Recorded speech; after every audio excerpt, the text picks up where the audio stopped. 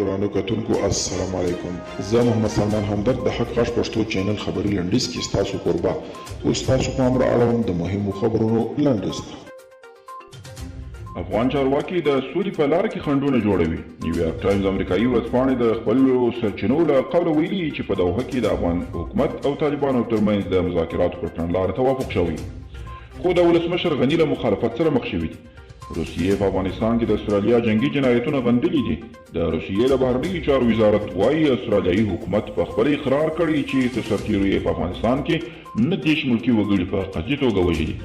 روسیه وايي د استرالیایي ځواکونو دغه جنگي جنایت ته ټکان ورکوونکی دی. ترکیه په افغانستان کې د بیړني اوربند غوښتنه کړې ده. ترکیه د بهرنیو چارو وزارت په تازه خپره کړې خبرپاڼه کې په غزني کې د تیرو ورځې برید په کلکو ټکو غندلی او په افغانستان کې یې وروستی تاوتریخوالی بوږنوونکی ویلی.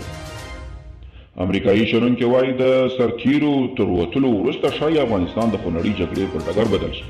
په امریکا کې د پوهنتون استاد او د سیمې د وضعیت څارونکی توماس جانسن وایي طالبان تر ډیره پر سوله باور نه لري، بلکې دوی په جګړه کوي او د خپل حکومت د جوړولو لپاره به هڅې ته ادامه ورکوي.